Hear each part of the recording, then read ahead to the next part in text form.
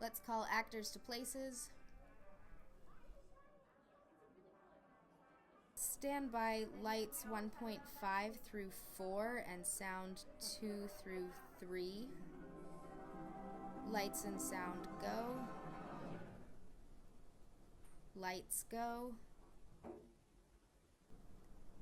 Actors go. Lights and sound go.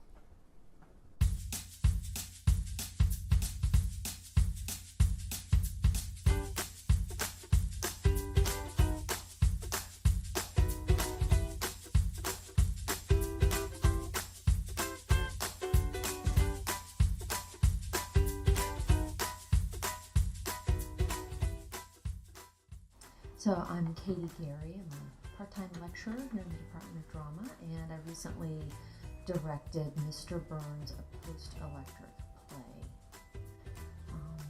What it's like to work in the department, busy.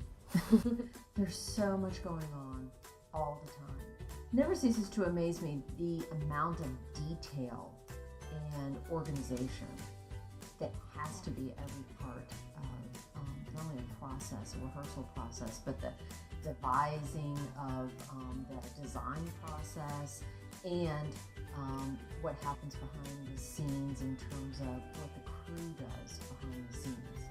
It takes incredible organization and thoughtful, detailed work. And process versus product. Yes, theater, the process is always so much more, it's not more interesting, but if there was a way to share the fullness of the process with the audience, I think it's impossible. I think it would just flatten the audience with the profoundness of the work that goes into creating a play.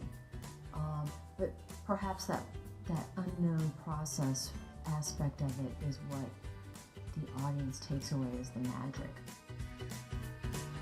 I think the final masterpiece or the final product that we come up with for a drama show really doesn't serve justice to the amount of work that we put in. I don't think it ever really can, because so much goes on behind the scenes. We had a fabulous crew for Mr. Burns.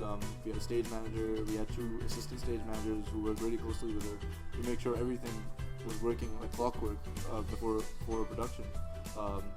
We had a fabulous wardrobe crew who made sure that we didn't have malfunctions during the show. My name is Shira Goldeen. I was the production stage manager for Mr. Burns, a post-electric play.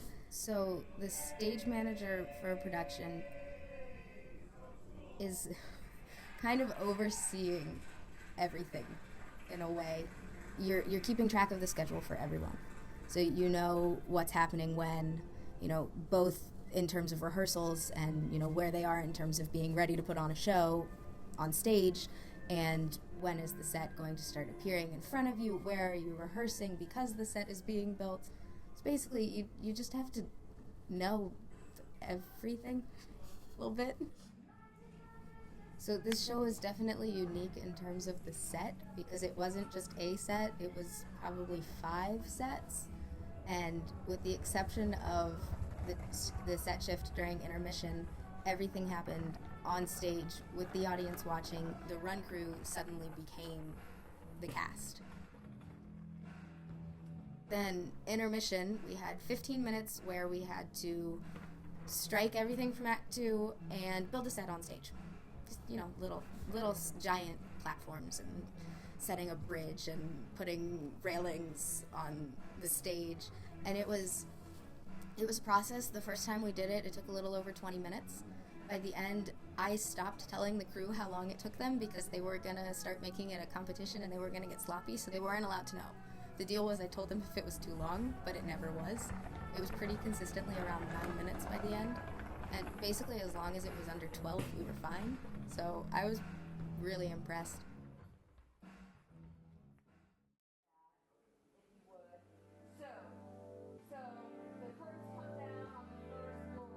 Why did I decide to do theater? Probably because I can't not do it. I like the idea of surprising the audience, of giving them something to think about and go away with.